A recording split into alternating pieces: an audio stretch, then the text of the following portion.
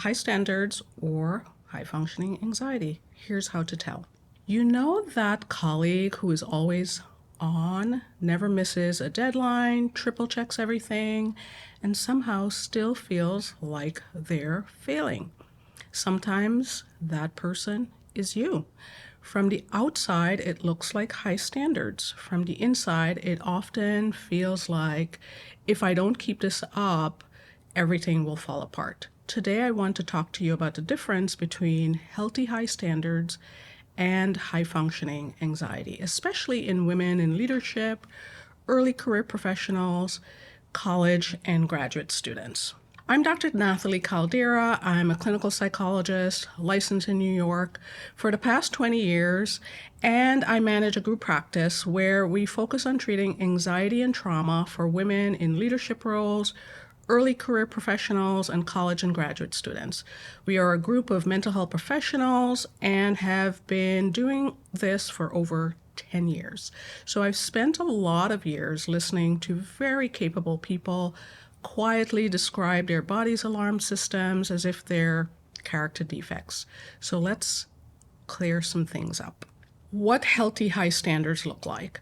Let's start with healthy high standards. Healthy high standards are usually driven by values, pride in your work, and a sense that this matters and I want to do it well. A person with high standards can usually recognize a mistake and think, okay, what can I learn from this?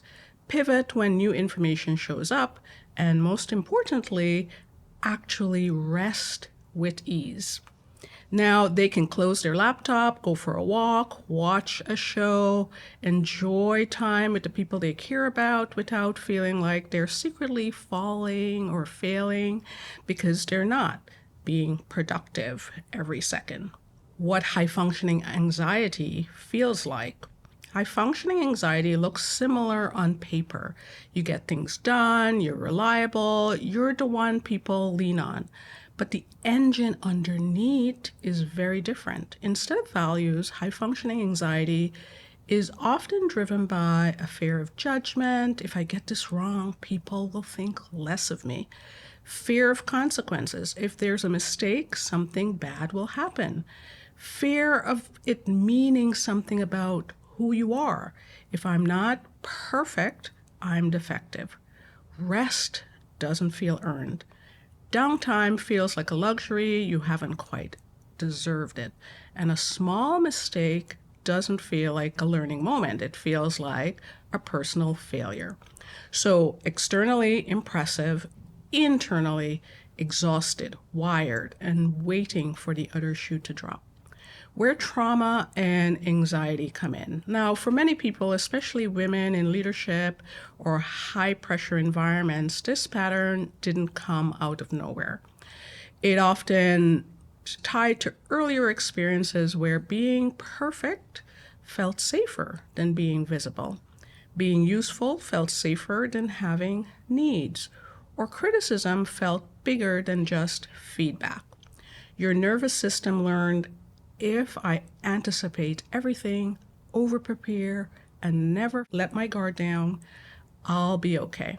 That belief may have been a survival tool once, but now it's running in the background 24/7, and it's exhausting. How to start telling the difference? A simple question you can start asking yourself is this driven by care or by fear?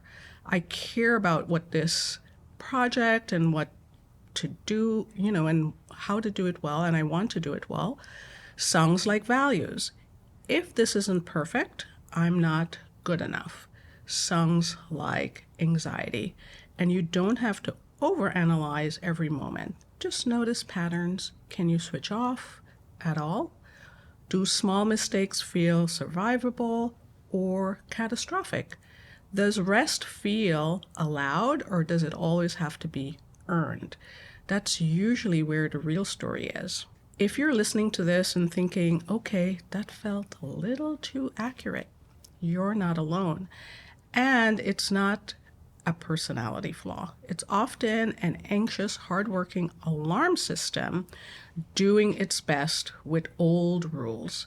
If you'd like support untangling your actual values from anxiety's rulebook, you can find information about working with my team and I and booking a free consultation with a licensed therapist in the description below. And if this was helpful, feel free to subscribe or share it with the person in your life who can never switch it off.